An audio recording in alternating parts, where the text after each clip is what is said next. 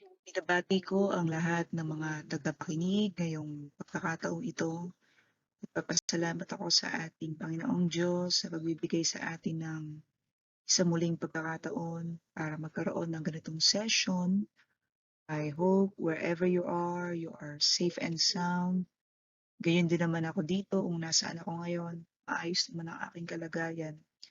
And we are all surviving and fighting against the COVID-19 pandemic that we are all experiencing at this very point.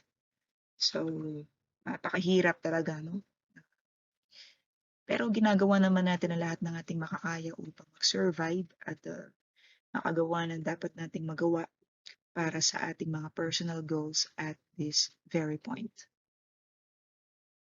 So, itong presentation ay pinamagatang Origin of Ourselves According to Different Perspectives.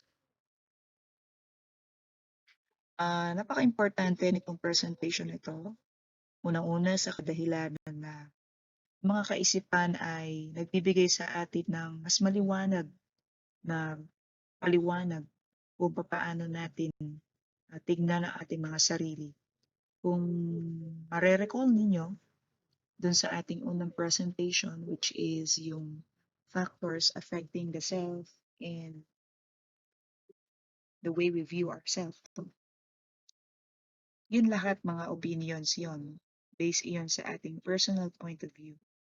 Depende yon sa level information na meron tayong tinataglay bilang mga nilalang. So, dito naman sa presentation na to, more ito doon sa mga collections of thoughts at mga pinagsama-samang mga kaisipan na ating mga notable philosophers during the ancient and even at the modern time. Tignan natin kung ano yung kanilang mga contributions at suriin natin kung sasang-ayunan rin natin ba, hindi, ang naman sa mga kaisipan na kanilang binanggit. Ito yung purpose talaga ng knowing the different perspectives. So, dito, mayroon tayong mababasa. Meron tayong biblical, meron tayong philosophical, psychological, and sociological. So, itong dalawang ito na nasa dulo, parehas lang ito na scientific in nature. So, meaning, nag-undergo yan ng mga scientific researches, experiments, no? Para patunayan ang isang thought. And itong mga nasa itaas naman, biblical, is based on the Holy Bible, ginagamit natin sa panahon ngayon for Christians. And also dito naman sa philosophical, ito naman yung mga collective reasonings na ginanap ng mga unang ancient period pa. So tignan natin, gawin ninyo habang kayo ay nakikinig, balikan ninyo sa inyong mga sarili kung meron kayong mga similar experiences na relatable dito sa mga different perspectives na ito. Okay? So, unang-una, ito yung ating biblical perspective. You will see at the center of this slide that our self is based on God's own nature. Ako siguro, i-share ko yung time, it was like 2008. Batang-bata pa ako nun. So if I was just like, if that was 2008, mga 20 plus na. Naglalakad ako dun sa likod ng University of Makati. And meron namimigay noon, umaga yun eh. Papasok ako sa aking workplace pang umaga ang klase ko. So, binamimigay noon ng Bible, yung kulay blue. Bakit Bible siya? From Gideon's International. So, I still recall, nung nabigyan ako ng Bible na yun, doon ako nagkaroon ng mahabang panahon. Nung panahon yan, 2008, nag-start ako ng aking personal spiritual discovery. So, it's my own choice na sinet ko sa sarili ko, binuksan ko yung pocket Bible na yun. And hindi siya madali sa umpisa kasi kailangan siya ng pagkakataon para basahin mo lang, ah, masinsinan at the same time i-reflect mo talaga kung ano yung nilalaman niya 'no. Ah, Binasa ko magmula doon sa the book of Matthew, first book doon sa New Testament, hanggang sinunod-sunod ko siya hanggang makarating ako dun sa Revelations. And paunti-unti yung part ng Proverbs tsaka yung Psalms dun, binabasa ko rin yun. And isa lang naman yung aking natutunan habang nagre-reflect ako. Sasang-ayunan ko itong nakalagay dito sa presentation na 'to na ang sarili natin ay nakabase sa natural na kalikasan ng Panginoong Diyos. Even doon sa Old Testament na nasa Genesis, nakalagay doon, mababasa natin na God created man after His own image, after His own likeness. Sa mga tweet, kung i-internalize natin and i-reflect natin talaga ang nilalaman ng spiritual uh, idea na yun, talagang totoo yung sinasabi na meron tayong kadahilanan kung bakit tayo nag-exist dito sa mundong ginagalawan natin.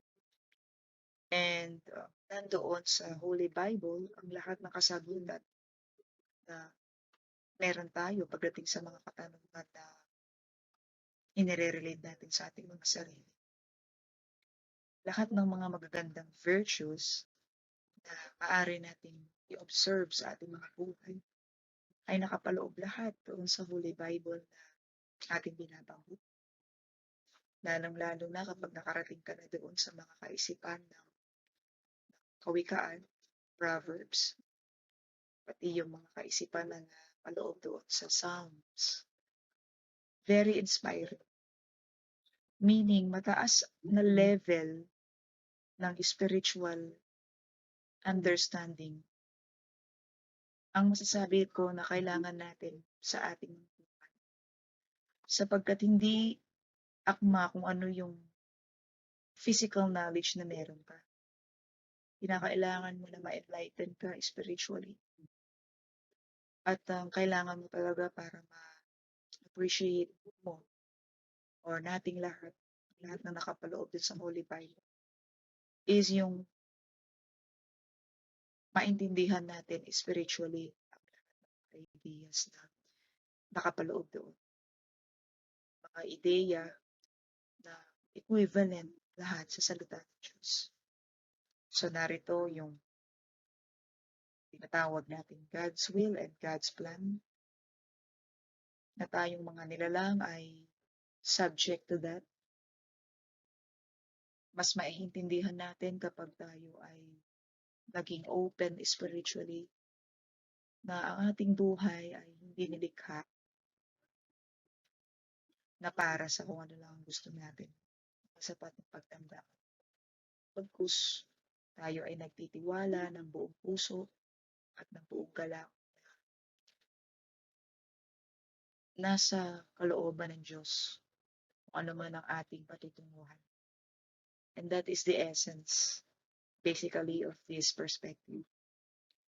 And upon realizing that within ourselves, makadarama tayo ng isang bagay na hindi natin maipaliwanag minsan.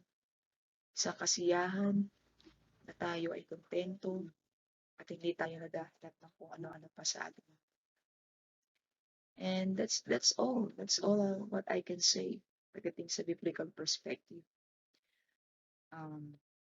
Kung mababasa mo yan, nakikita mo ngayon sa harapan mo, you will agree with me na yan mismo ang mga inspiration na nagpapatunay ng isang tao ay namulat na sa kanyang spiritual na kaalaman.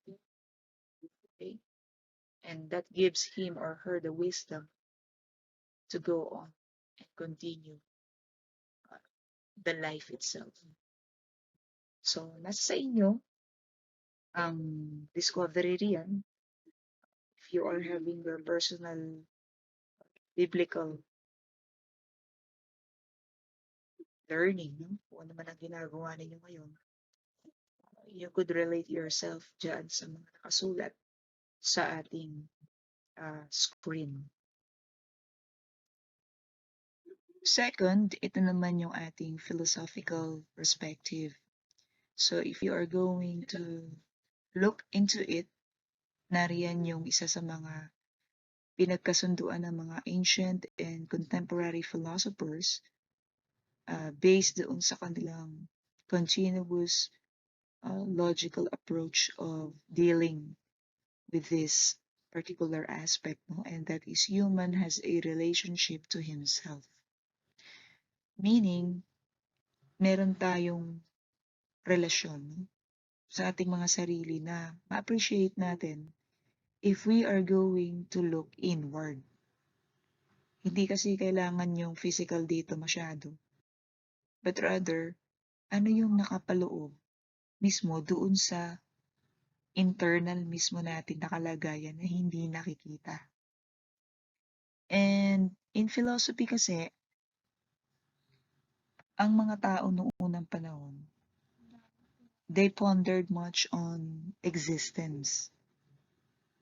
Pag sinabi kasi nating existence, yung typical question na sino ako, saan ako galing, a very ultimate question that they are asking during that time. And because of their continuous thinking over and over dyan sa katanungan na yan, hindi inaasahan na merong na-discover along the way ng mga kaisipan. And that led to defining more ourselves clearly through philosophical perspectives. Okay, so titignan natin to isa-isa. Medyo marami-rami yung mga pangalan na naririto. But I think importante lang naman is makita natin kung paano nila tinignan sa sarili nilang kapamaraanan ang self within the philosophical perspectives na pinopropose nila. Okay? So here, yung mga common, famous, ancient, and contemporary philosophers ang ating ma-encounter. And di naman natin ito gagawin na very serious tayo dito, no? But rather, we will appreciate yung kanilang mga contributions sa kanilang naiisip ng mga panahon na nag-ponder sila pagdating sa pagpapaliwanag kung ano nga ba ang tao in particular. So ayan, nariyan sila Pythagoras, Socrates, Plato, and Aristotle. Itong mga pangalan na to, very common ito sa math, okay, history, and also biology.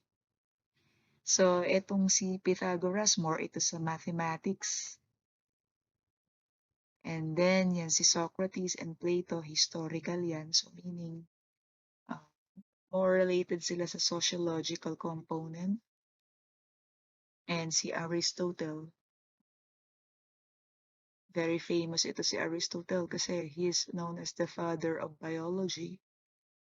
And not only that, he also contributed to the different branches of science at the same time. So kung titingnan mo yung kanilang mga kaisipan dyan, may relationship yung kung saan sila kilala eh. So for instance, Pythagoras is known as icon, no? In mathematics, yung kanyang Pythagorean theorem, meaning gagamitan niya dyan ng logical approach and analytical at the same time yung kanyang katanungan with regards to this perspective. So hindi siya makokontento lang sa sabi-sabi or maririnig niya lang kung kani-kanino, no? But rather, he will agree to a point na kapagka na gamit niya yung kanyang analytical and logical approaches in arriving at a particular answer to his problem, and maybe that will make him satisfied. So ang kanyang importante dito na binanggit is the existence of the so-called mind and body. So yang mind and body na yan are two different entities na ma-appreciate mo lang kapag tumingin ka sa inward component ng iyong sarili. Okay, the mind itself is not outside. So it's not a physical nature compared to the body, which is the physical itself. And then, itong si Socrates naman, very famous siya doon sa kanyang Socratic method. Okay? So, meaning, importante sa kanya yung tinatawag na understanding. Sabi niya sa history, uh, hindi ka matututo kung hindi mo naiintindihan. Okay? Kaya, famous siya doon sa kanyang Socratic method of approach, na kung saan tinatanong niya yung kanyang mga students ng mga series of questions, and that triggers the students to think, and eventually that will lead to understanding in the end. So, yan si Socrates. And then we have Plato. Sa kanya naman naging famous yung ideas of forms. When you say ideas, forms, kaisipan. It depends on what you are actually having in your mind right now. And Aristotle, uh, father of biology. So meaning Aristotle is more of observational approaches, sensory experiences. So ginagamitan niya ng observation ang lahat ng kanyang mga uh, paliwanag para maintindihan niya kung ano ang kalalabasan ng isang particular uh, idea na kanyang tinatalakay. And so, habang tumatagal tayo ng ating panahon, nadadagdagan lang naman yung mga thoughts ng mga sinaunang philosophers natin ng mga panibagong mga kaisipan na contributions naman ng mga contemporary. Okay? Halos parehas lang naman yung kanilang mga suggestions, yung kanilang mga na-realize.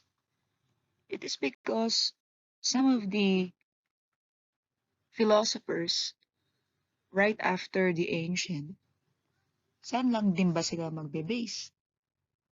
So magbe-base rin naman sila doon sa mga previously conducted series of thinking. So, kagaya niyan si Rene Descartes, a separate thing called a mind interacts with the body. Doon pa lang sa panahon ni Pythagoras, di ba? Sa umpisa, siya yung kauna-unahan. So, malaki yung posibilidad na itong mga contemporary na natin sa modern time, nagbe-base lang rin naman sila doon sa mga previously conducted thinking ng ating mga ancient philosophers during those old times. Okay? So, to start this, gusto kong mangyari dito kasi yung mga quotable quotes ng mga philosophers natin, ma-appreciate natin, no?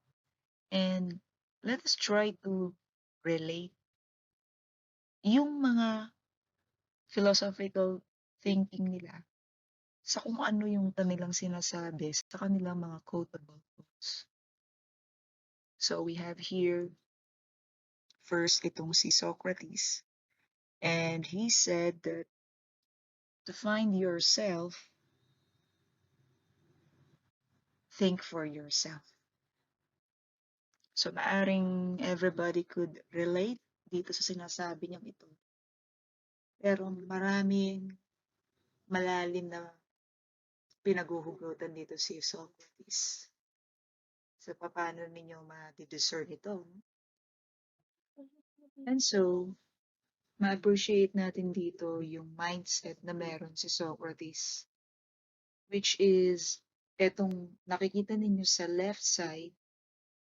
Okay? If we are going to think like him, we may also arrive at the insights we have at this right side.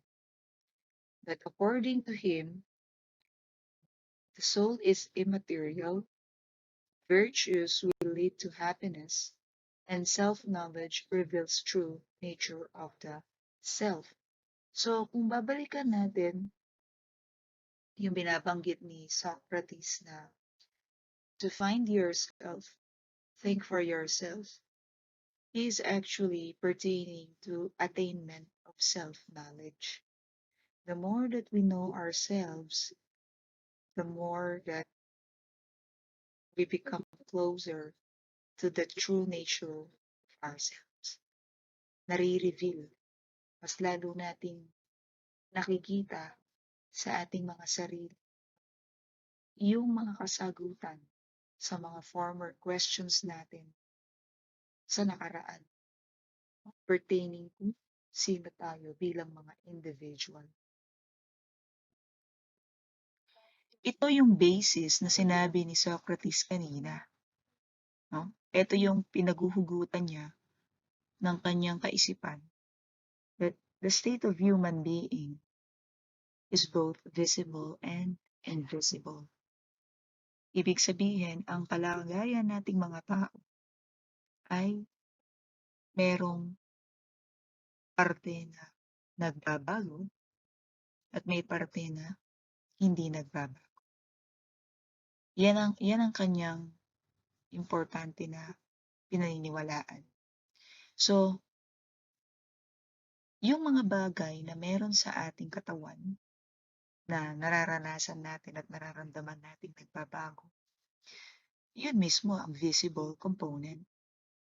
So, yun ay walang iba kundi yung the physical body itself. Samantalang, yung internal component na maihahalin tulad natin halos mysterious sa kanyang nature, yun ay walang iba kundi yung binabanggit ni Socrates na soul.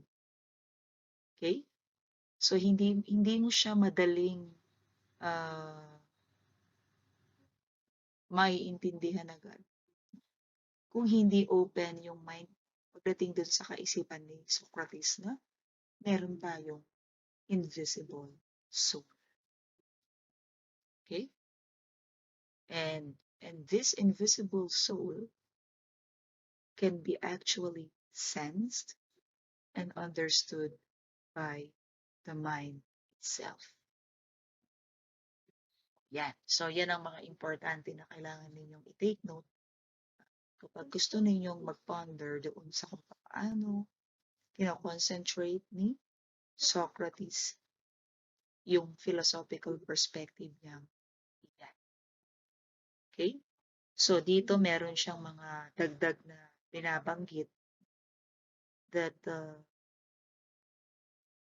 our body is to be a slave and has to be ruled by the soul. By nature, mas makapangyarihan ang soul. Pero, okay, meron ding pagkakataon na kapag mas nanaig yung ating body, okay, may tendency na hikayatin niya mismo, okay, yung kaluluwa natin patungo doon sa direksyon kung saan siya pumupunta. Okay? Para sa akin, naiintindihan ko yung binabanggit niya na maaari natin siyang ihalin tulad doon sa magiging tayo pag tumanda na tayo. May mga taong tumatanda sila ng gracefully, na napupuspos sila ng karunungan, wisdom, at nakakatulong sila sa lipunan mula dun sa mga karanasan na kanilang naipon mula kabataan. They share their thoughts and insights to inspire people. At meron din namang tao na kahit nagsipagtanda na sila,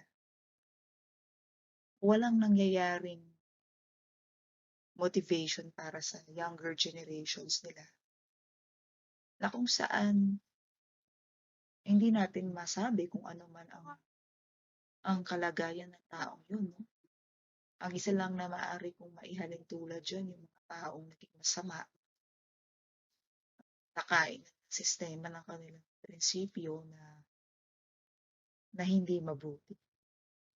So, doon ko naihahalin tulad yung aspect na yun, that the soul can be dragged towards the body and leaving the soul confused on what it is supposed to do.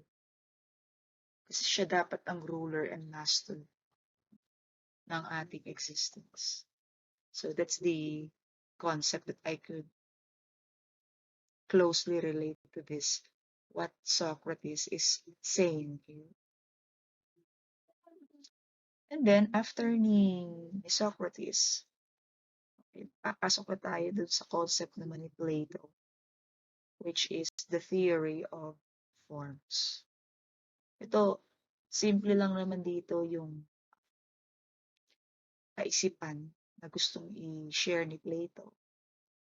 Na iba lang naman yung mga terminologies, pero iisa lang naman ang ibig ipahiwatig. Like, for instance, etong salitang forms. Okay? Pag narinig mo kasi yung form, ayan yung form. Okay? So, halimbawa, ikaw gumagawa ka ng ice candy. Okay? Para mag-form yung ice, kailangan mo siyang ilagay sa freezer. Okay? Kung gagamit ka naman ng mga molds, na mga ice cream molds or ice drop molds na iba-iba yung shapes, magkakaroon ka ng iba't ibang forms. No? Iba't ibang forms ng ice drop or ice candy na kinecreate mo sa bahay. So, halos parang ganun ang mayahalin tulad mo dito sa theory of forms ni Plato. Okay? Itong forms na to ay walang iba kundi yung ating mga ideas. Yung ating mga iniisip. Yan yon. So, meaning, yung kalidad ng mga ideas na nasa mind mo ngayon, okay? Yun na yun din yung magiging outcome or magiging kalalabasan ng kung papaano mag-exist ang real world. Okay? So, meaning, halimbawa na lang ay meron kang mga kaisipan na negative and positive. That's why you need to be really extra careful on what you input into your mind. Kailangan nating bantayan yung ating mga kaisipan. Tignan natin kung positive or negative sila. Kasi, hindi natin namamalayan na our thoughts are actually shaping the outcomes of our existence at the same time. Wala siyang ipinagkaiba doon sa law of attraction na the more that you think of positive thoughts, okay, the more likely that you will attract them and they will be part of your existence. Similarly, if you are thinking of negative thoughts, you will also attract them and they will become part of your reality. So, yun lang naman ang kaisipan na maihahalin tulad mo ng theory of forms ni Plato. Okay? So, malalim ang kanyang pinaghuhugutan eh. Kagaya ni Socrates, naniniwala siya sa existence of immaterial soul. And not only that, the soul that he is actually thinking here is irrational. So meaning to say, yung physical body na meron tayo, irrational halos ang nature. And the soul that we have, okay, inside the physical body is the one that is the rational. So, nakukuha natin itong kaisipan na to kapag tayo ay nagmumuni-muni, kapag tayo ay nagkakaroon ng deeper reflections. Yung wari bang nakikipag-usap tayo sa ating mga sarili. You do not need to talk to yourself by means of talking orally, but you can actually ponder by just thinking within your mind. And yun mo, mapag-iisipan mo ng maigi yung mga nangyari sa isang araw. Hindi mo ba napapansin yun minsan? Yung para kang nakikipag-usap sa sarili mo by just thinking like that. So that is actually a very powerful realization that Plato actually revealed in his mind. Okay? So yan ang isa sa mga importante na ako lang if I'm going to analyze on these aspects. The quality of mind that our philosophers have is really profound. Ang lalim ng kanilang pinaghuhugutan talaga na mga ideas. Okay? So, kailangan ingatan natin yung ating mga naiisip. And the best suggestion that we can have here is let's think positively. And when we think positive things, even if we are in a most negative condition ng ating mga buhay, still, the positive ideas that we are having right now within our minds are the ones prevailing over the negative physical world or situation we are experiencing. Okay? So that's the theory of forms for me. So that's a very wonderful uh, contribution by Plato. And if you are going to ask yourself, paano kaya naisip ni Plato yung mga ganyang kaisipan? Ito yung dissection ng iba pang mga thoughts na meron siya nung panahon na nagmumuni-muni siya. So, ito yung mga other philosophical ideas, no, supporting his notion for his theory of forms. Okay? So, na-internalize niyo pa na the soul has three parts. It contains appetitive, rational, and spirited components. So, if you are just going to look into these definitions nila, that explains in detail ano yung pagkakaiba ng tatlo. Appetitive, it's more of sensual, it's more of the enjoyment of the sensual experiences in the outside world. Rational, it's more of the reasoning capabilities. Ito, sa palagay ko, no, ito yung component na nagbibigay sa atin ng kakayanan para makonsensya tayo, sa mga nagagawa man nating mga actions. So it's more of the ability to love what is true. Okay, it's based on reasons. And yung pangatlo, yung spirited, no? It's the feeling. Okay, it loves honor and victory. Kaya kapag nanonood ka ng mga history movies, kagaya ng yung mga Greek and Roman inspired movies, kagaya ng Gladiator, mababakas mo doon sa mga characters like kagaya ni Maximus. Whenever they portray movies like that, no, they always make sure the director, no, na ipapakita nila sa kanilang movie yung concept of honor and victory. So yun yung nagbibigay ng drive mismo sa tao para ma-feel niya sa kanyang buhay yung halaga niya, yung existence niya. That's the reason behind warriors, no, always give a high regard to honor and victory. Napakataas na ibinibigay nila na pagtingin pagdating sa dalawang bagay na yan. Okay? So, kaya nga, passion.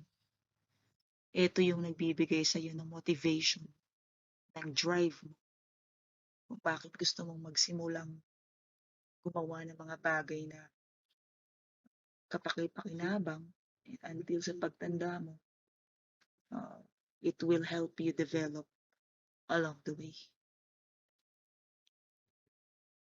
Oh, yan. So, that's the quotable quote from Plato. Good actions give strength to ourselves and inspire good actions in others. So, meaning to say, in order for other people to do good things, it's very important that they also see good things from others. Kumbaga, it's a chain reaction that when you do these things, okay, other people will follow. You attract you attract them towards your actions. So if people, let's say today, will be all positive amid the pandemic that we are experiencing at the moment, I think we will create a greater power that will prevail over the pandemic. Kaya lang, no, we are all facing individual differences. Hindi tayo pare-parehas na naiisip na mga ideas.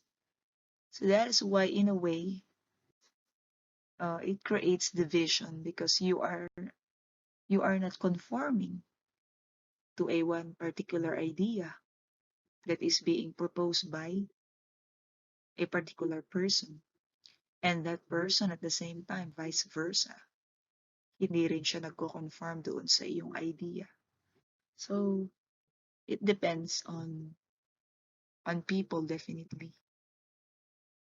So ang denominator dito will be the quality of ideas that we are actually having in our minds right now. Positive ideas result to good actions, therefore. And that becomes the strength that we give to ourselves. And that will inspire good actions in others. Okay?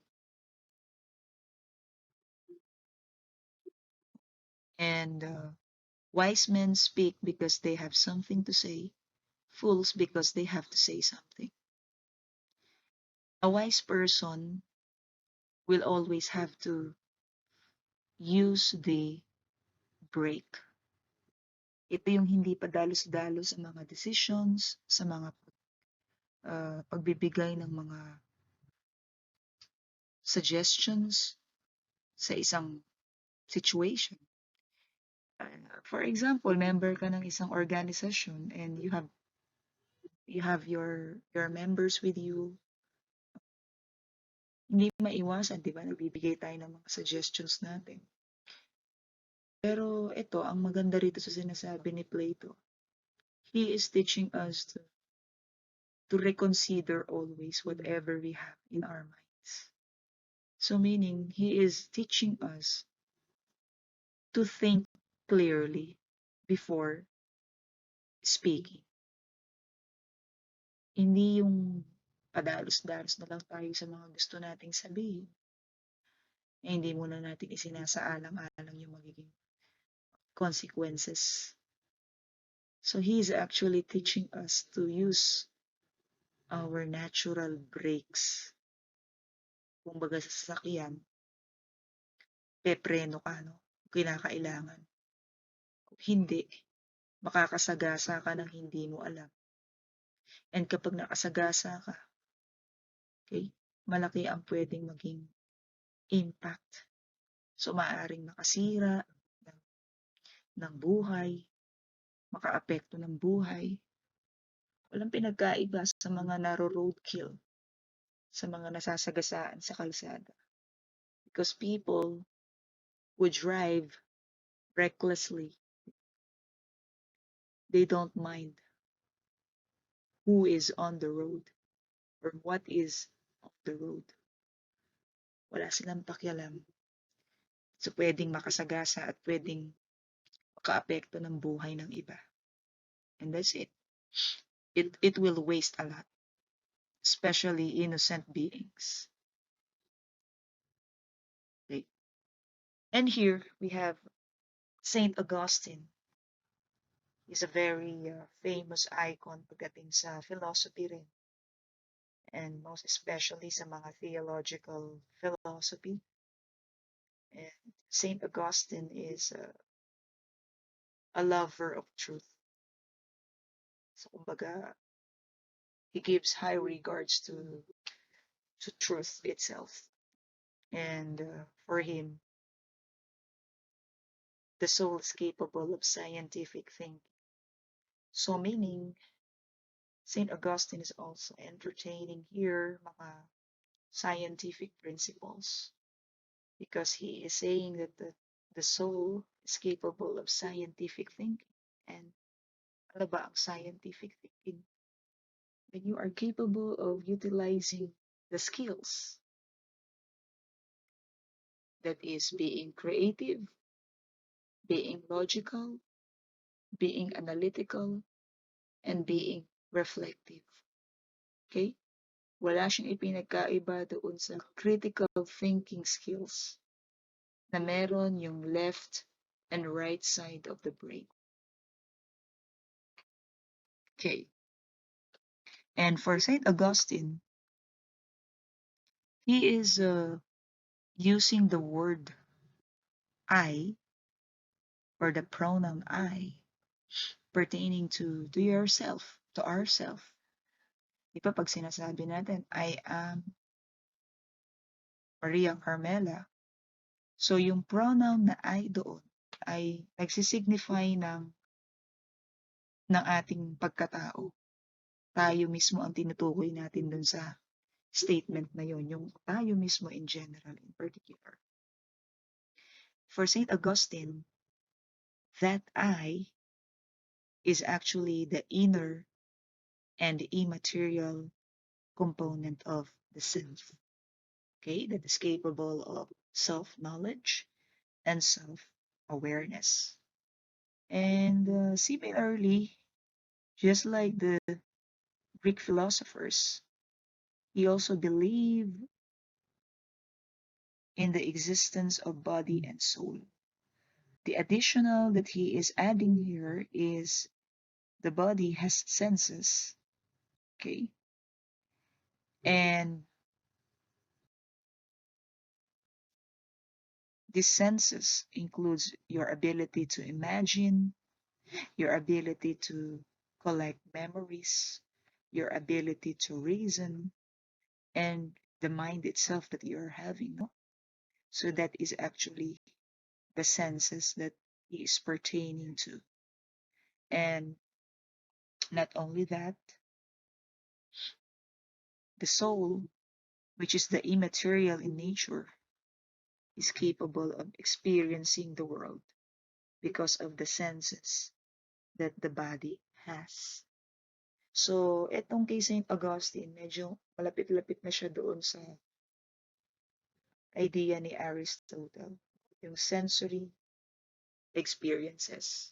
Kasi naniniwala siya na without the human body, the soul will not be able to experience the world.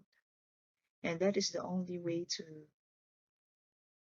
connect to the world by means of the sensory abilities, imagination, memory, reason, and mind. Okay?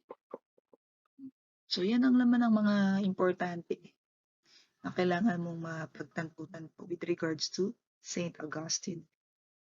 And the additional important aspect is the soul recognizes itself as holistic one. In philosophy, if you are going to define what is being holistic, that means you are capable of viewing the whole picture, not only the partial. Okay? If you are going to understand a particular situation ng isang kaganapan, maiintindihan mo lang kapag nandoon ka sa itaas. Ang ibig sabihin nun, titignan mo lahat ng direksyon, lahat ng bahagi, lahat ng component na isang situation. Wala kang iiwan doon na isang parte na hindi mo titignan. Yun ang ibig sabihin ng holistic, kabuuan. So meaning, ang ating soul, for Saint Augustine, is capable of that ability. So saan mo makukuha na activity yung makikita mo yung sarili mo na holistic ka? Sa pamamagitan ng reflective ability. Okay? Reflections.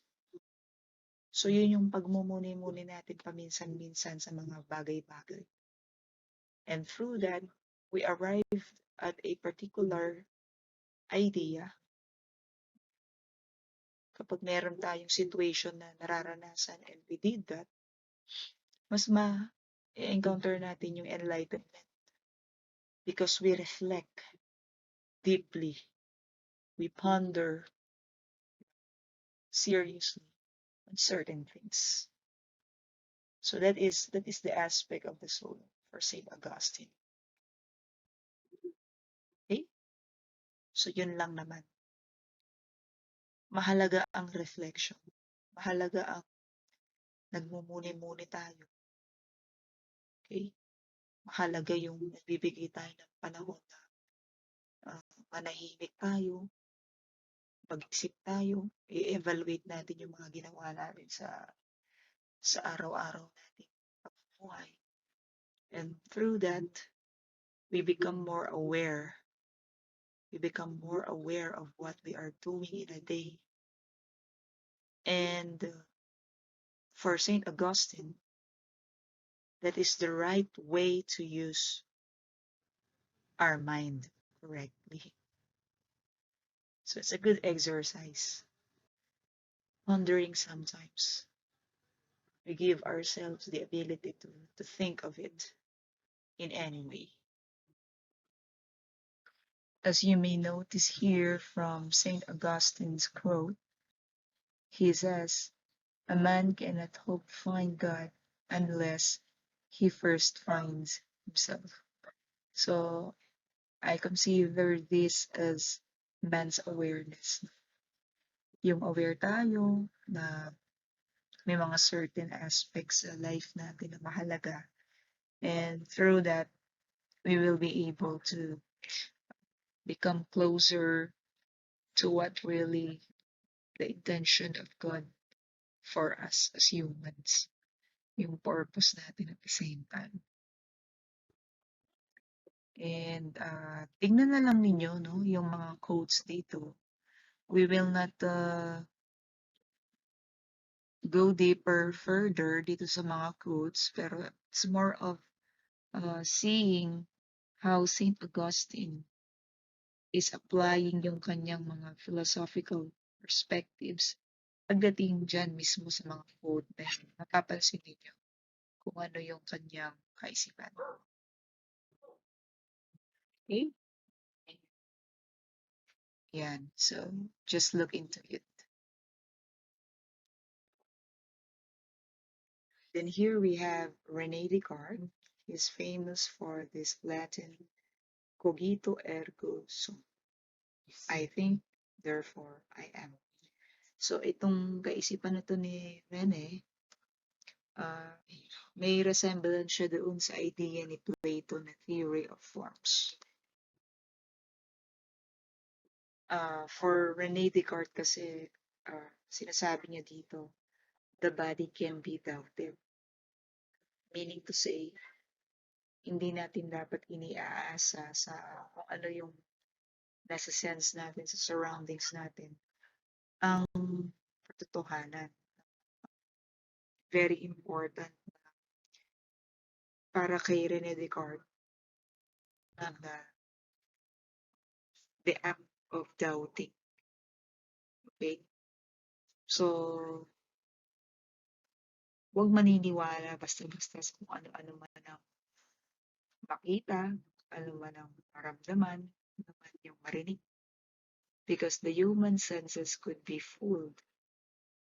So this is a very good reminder from Renee na kinakailangan binibigyan natin ang ating mga sarili ng pagkakataon. Magduda rin tayo. Okay? Importante. So for me, hindi ko naman nakikita siya na masamang aspeto. I think we're just giving ourselves, no, the paano ba natin siya i-describe? In a way, para siyang self-preservation principle. Eh. Yung bang, in order for you to protect yourself from any danger or from any harm outside your boundary as a human, ikaw muna mismo yung unang-unang gagawa ng way on how you are going to secure and protect yourself away from that particular danger. Sa pamamagitan ng di ka nagtitiwala muna agad. Di ka muna uh, nagbibigay ng assurance sa sarili mo. Ito na talaga. Okay? Because human senses could be fooled as what René Descartes is actually pertaining here.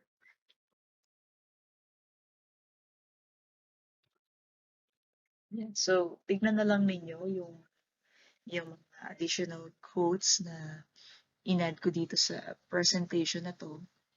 And from these ideas of Descartes, you will have a deeper sense of appreciation kung bakit binabanggit niya na magkaroon ng the act of doubting because the human senses could be fooled.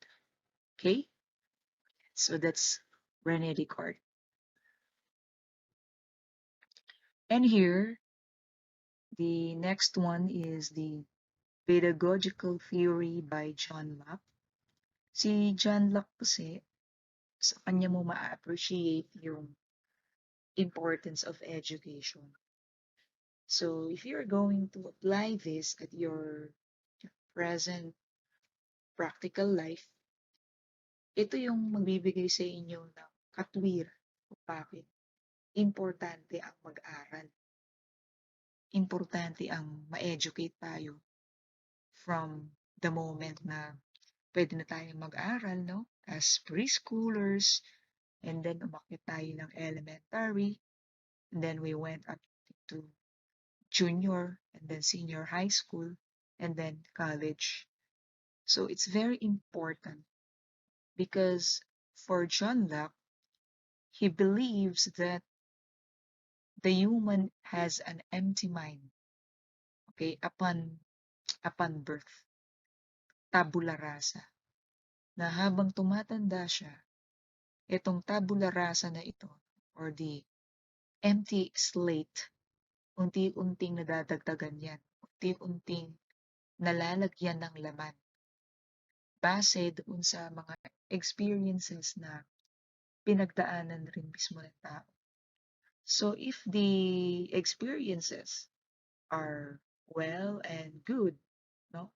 Wala kang mababakas na mapait na karanasan, I think yung mismong taong yun, no, habang siya'y tumatanda, he or she will be gearing towards meaningful uh,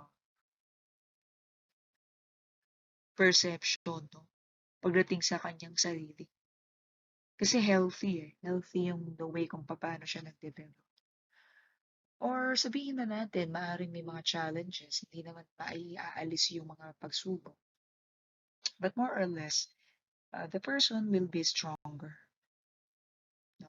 Kasi nandoon yung virtues, nandoon yung mga magagandang katangian na, na kanya mismong i-develop along the way. And similarly, kapag naman hindi maganda ang mga karanasan, hindi conducive, lalo na sa development of the mental health, similarly, ganun din naman. Ang magiging mind or mindset mismo ng tao na yon na nag-develop doon sa ganong klaseng karanasan, probably, maaring baka meron siyang pag-uugali na hindi kaaya-aya para sa paningin ng iba, para sa experience din ng iba kapag nakikipag-interact sila sa kanya.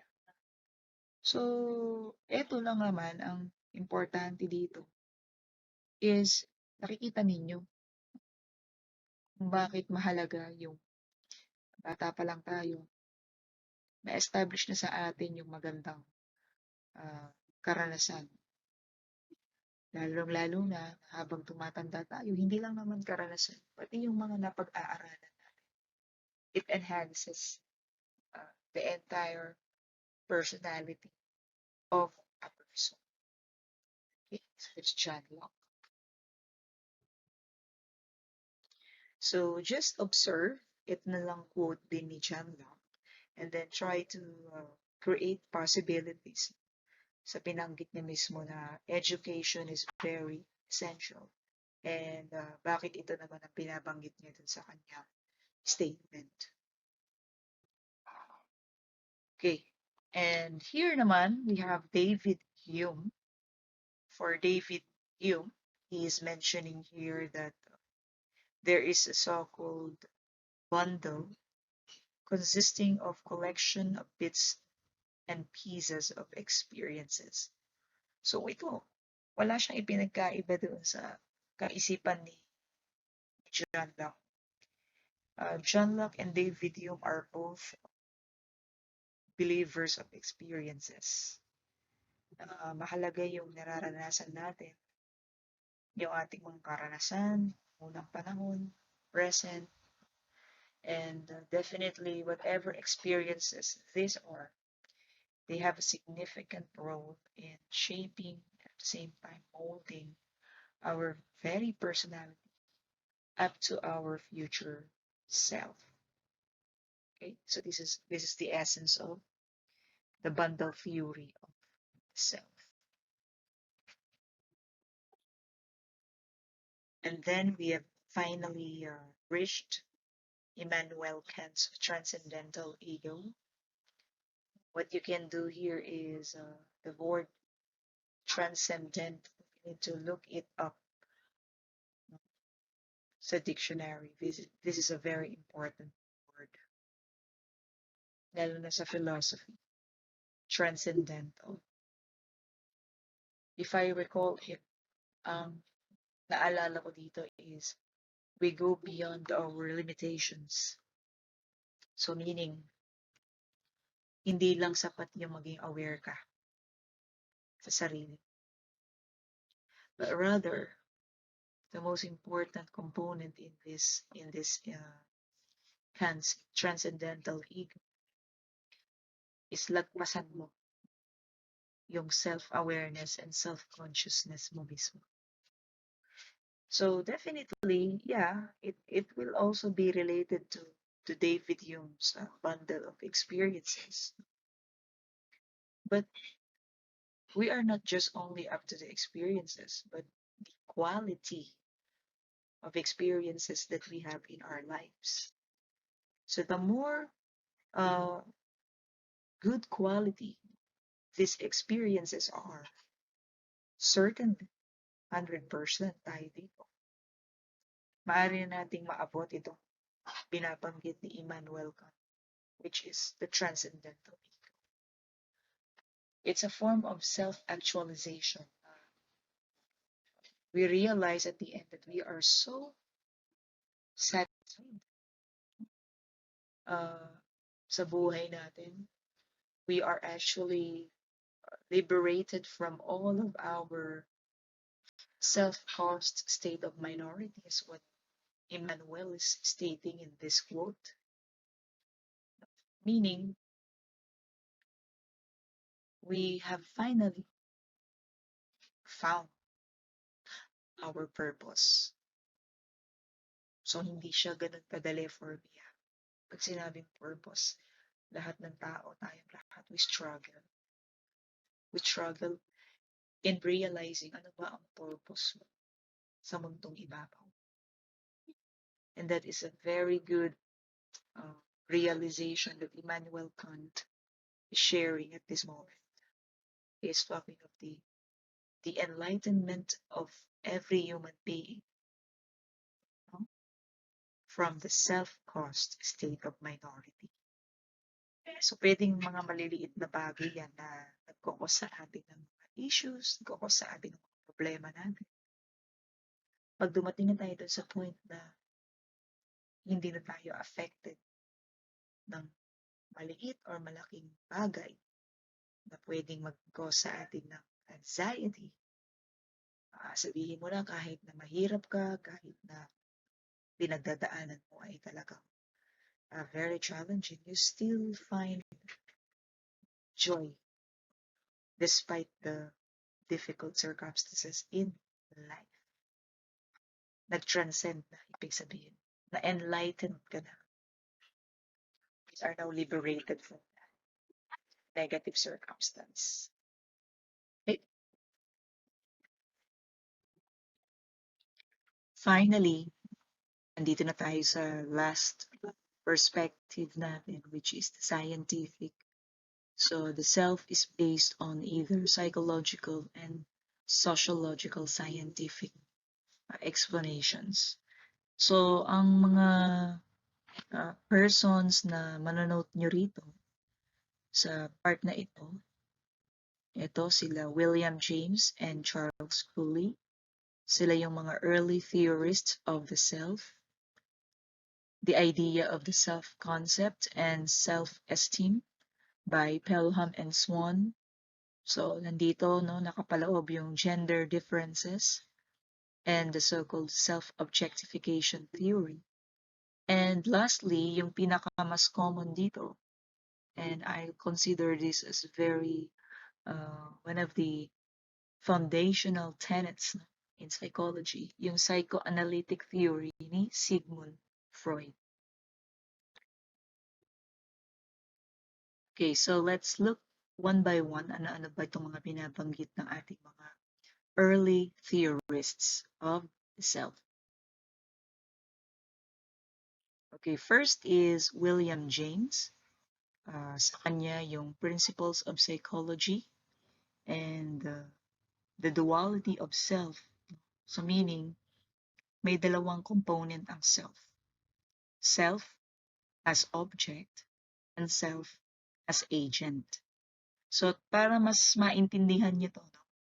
Ang ginawa lang naman dito ni James is ginamit niya yung mga pronouns dito in describing the duality of self. So meron binabanggit na it's me, okay, or it is the me.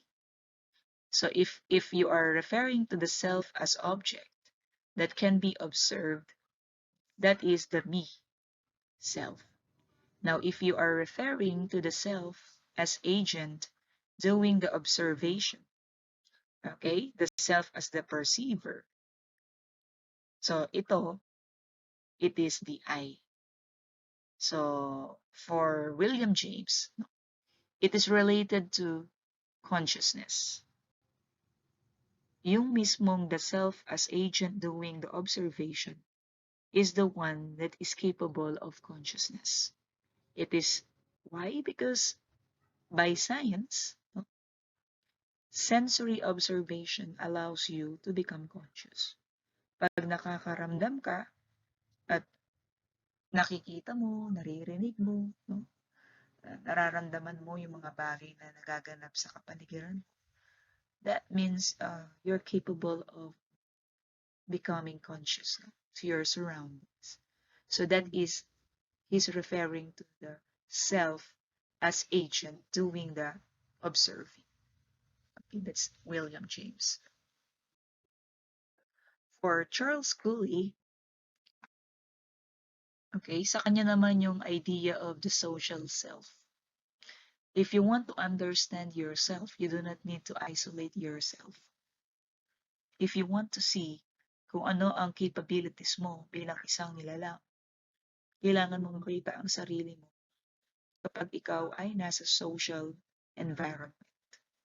Kapag ikaw ay nakikisalamuha sa ibang tao. So ito, meaning this is sociological in component, no? Kasi it's more of the human nature and the social order. Base yan kay Charles Cooley. And ano pa ang binanggit niya dito? Self is not an inherent property of human nature, but rather a socially constructed entity. So ito talaga yung supporting evidence, ang tao, social being. Hindi yung makakita ka ng isang tao na nandoon sa isang sulok, hindi siya nakikipag-interact. There's something probably wrong kung bakit hindi niya ma-establish sa kanyang buhay yung pakikisalamuha. Ito yung babasihan natin, the social self, kung ito yun. So, dito sa social self na to, andito rin yung idea dyan, James, ni Mead, and ni Cooley, na tinawag na symbolic interactionism. So, from the word interaction. Okay, so meaning, ang tayong mga tao, interrelated. We interact so that we can become social in our own ways. Okay? So, our senses of ourselves, no, is built upon the lifelong experience of seeing ourselves through the eyes of others.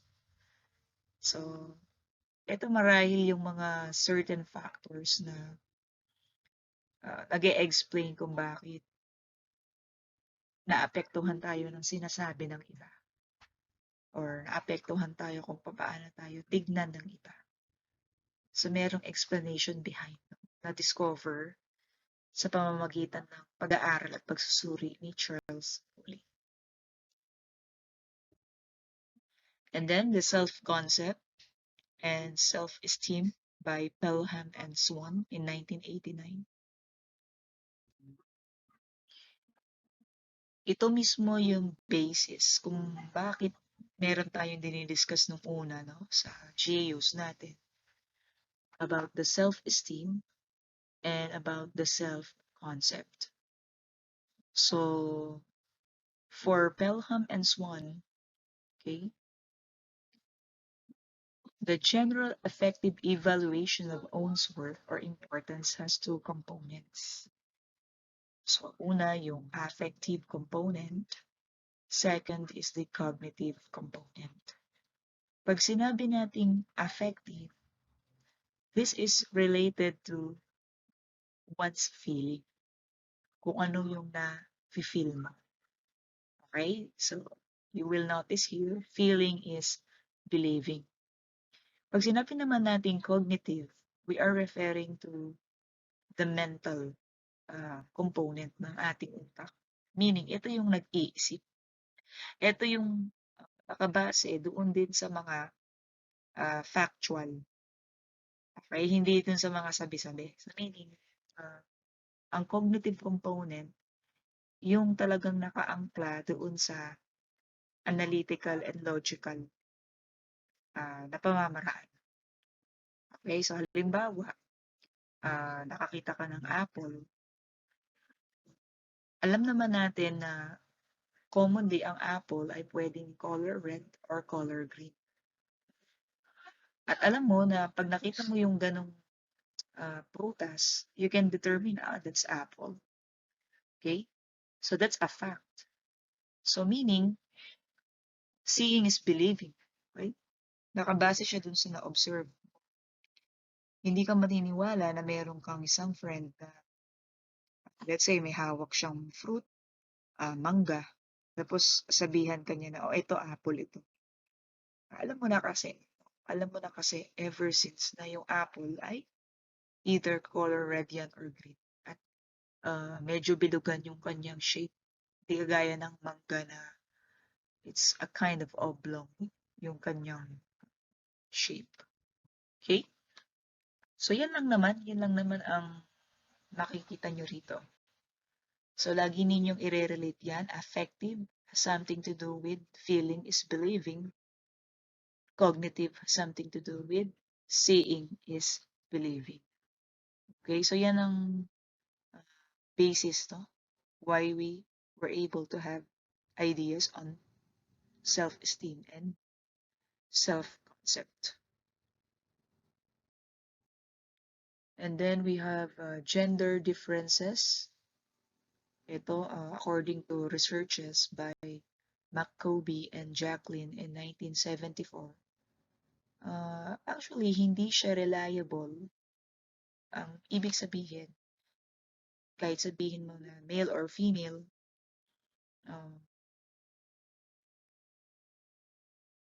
hindi naman siya ganun talaga nagkakaiba or nagkakalayo pagdating sa kanilang the way, no, na nagkakaiba yung lalaki sa babae.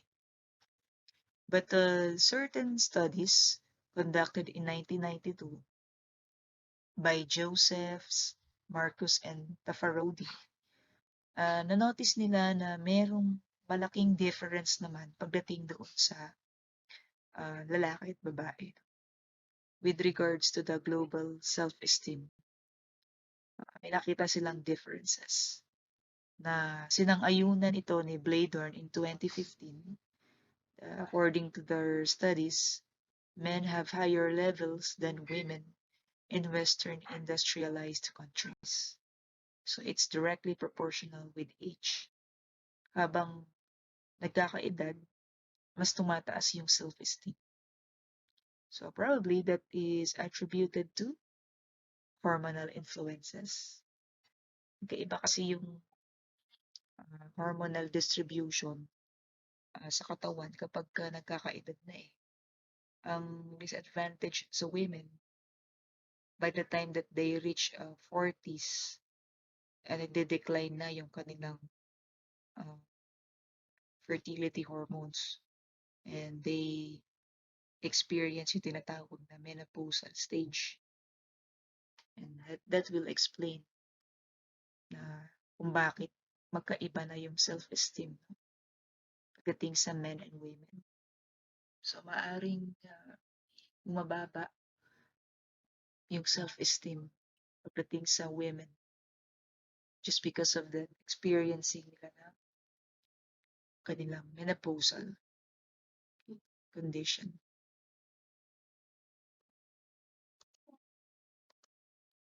Okay, ito naman Girls' Self-Esteem by Gilligan in 1990. So basically, a girl's self-confidence is fairly high until age 11 or 12. And at adolescence naman, may mga nangyayari like this one, yung repressed true feelings, and adopt a nice and woman-like self-presentation. So, ito yung maaaring mag-explain kung bakit merong mga kababaihan na hindi nila ma-express talaga kung ano ang kanilang nafe-feel sa kanilang mga sarili. It is because lumaki sila doon sa paniniwala na you need to adopt a nice and woman-like self-presentation even if opposite yung nararamdaman mo.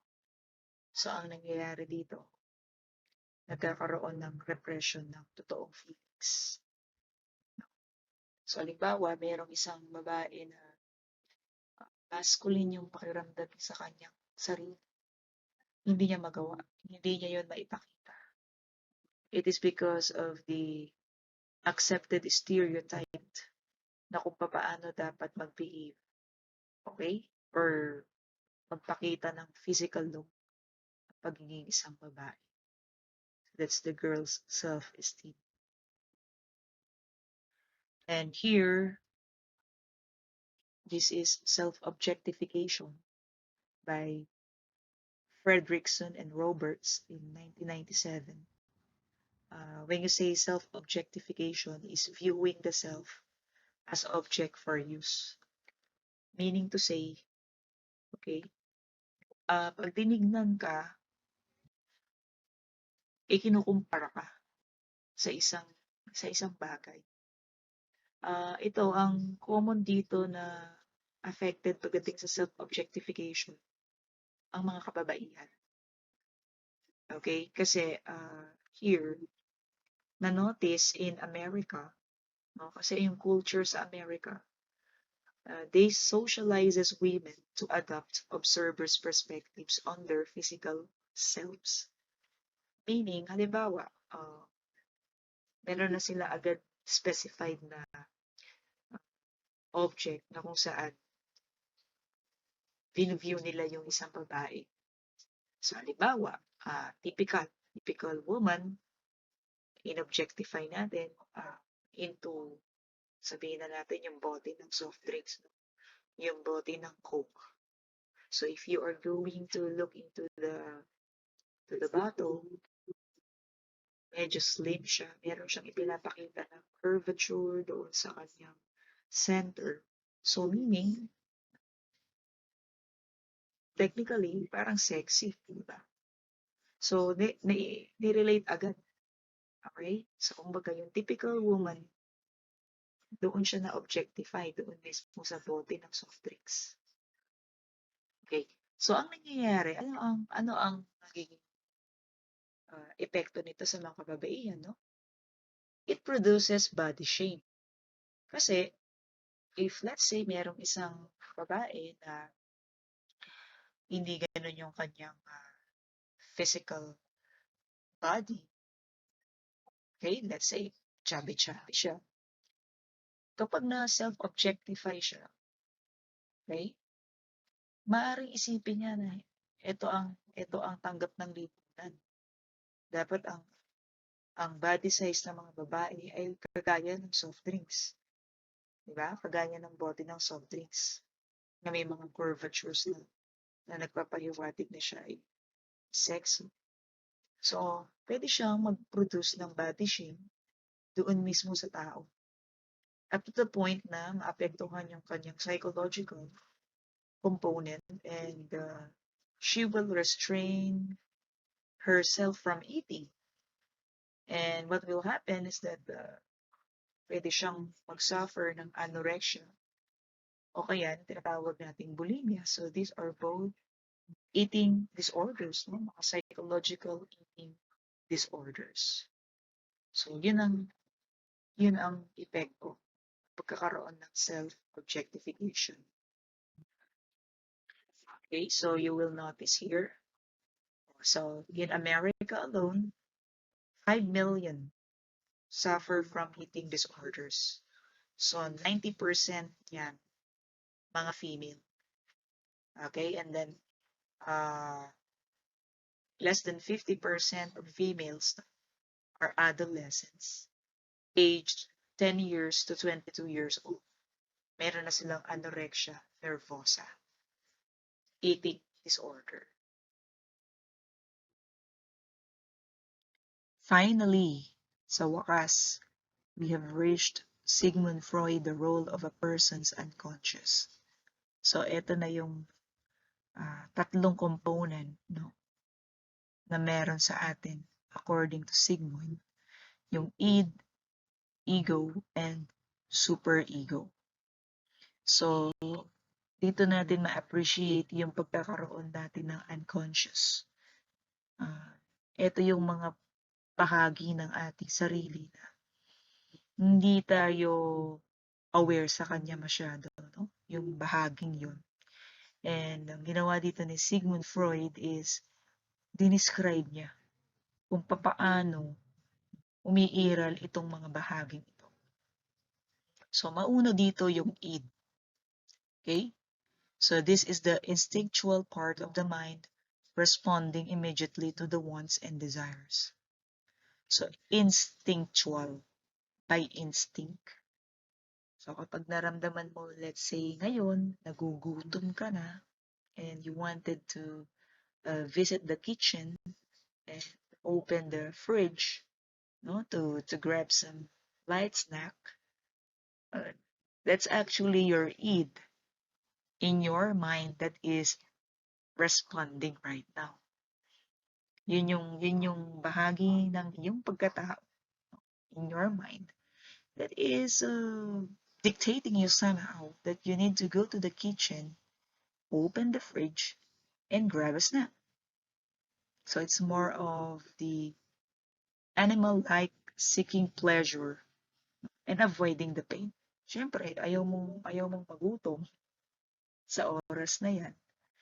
And mag-sneak ka doon sa kitchen kahit madilim, kahit gabi na. That's the it.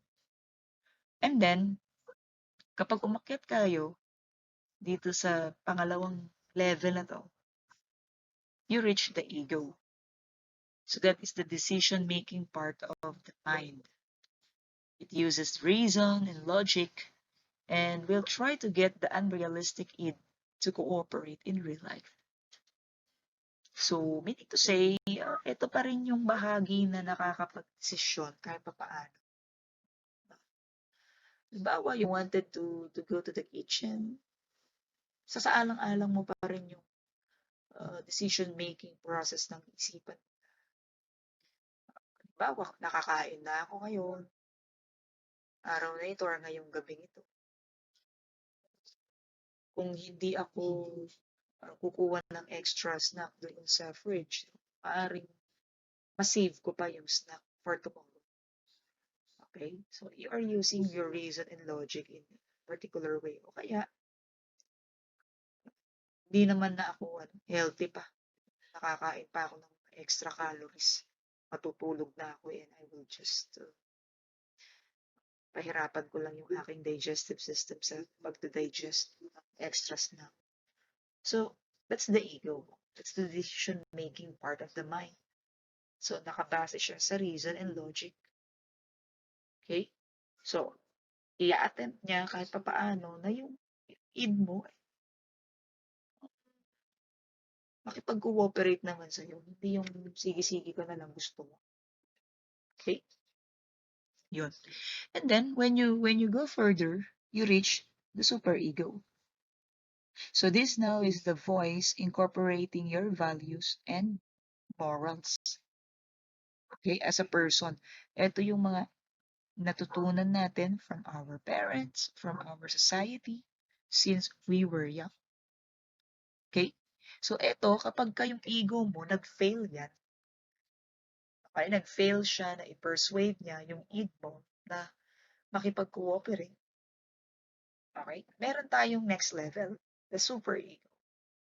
And this is actually, okay, will try to persuade both the id and ego to turn to the moral goals. So, ito yung konsensya. Ito yung nagbibigay sa atin ng reminder na, uy, hindi maganda yung ginagawa mo ngayon. So, dito na ngayon, papasok yung mga natututunan natin sa ating spirituality, That's why it's values and morals. Ayan yun. Kung ano yung mga tama na inihiwalay mismo sa mali.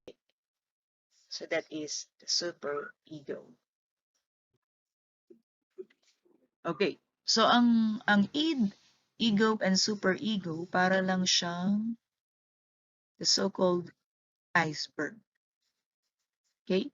So meron kang alam na iceberg, alam mo 'yun, 'di ba? Merong level ng iceberg na nakasubmerge sa water, tapos meron din na nasa gitna lang, and then meron ding tip. So yung iyong conscious level palagi, yung nakikita, no? That is the ego. And then yung component naman na pre-conscious natin, that is the super ego, medyo ano na yun, nakalubog siya sa water, pero hindi siya yung lubog na lubog. Pero yung mismong nandoon sa unconscious level, na hindi natin minsan maiwasan, bigla na lang siyang ma-manifest, no? Kaya nga unconscious. Yun yung id. So it's the basic impulses, related siya sa mga instinctual instincts ng ating katawan para mag-survive tayo sa isang araw. Okay? So, ganun yun lang naman tingnan. So, I think hindi siya complicated masyado. Itong id, ego, and super ego. Ito ang magbibigay sa inyo ng isang paliwanag kung paano ninyo naiintindihan ang sarili ninyo sa kung ano ang mga gustuhin ninyo at ayaw ninyo. Ito ang maaaring magbigay sa inyo ng clarity na yung mga bagay na gusto natin, maaari naman natin palang ipagpaliban muna. Okay? Kasi sabi nga ni Sigmund Freud, meron kang ego at meron kang super ego. Okay? So, maraming salamat sa inyong pakikinig sa session na to. I hope that we gained new insights. Syempre, kayo kasi nasa readings and reflections activities kayo.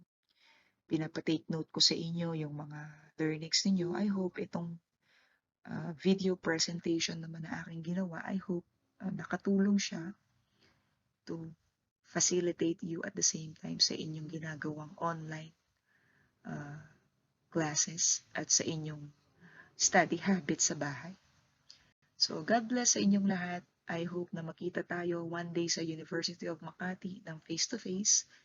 And ingat kayong lahat and see you once more sa susunod natin ulit na session dito sa ating GEUS.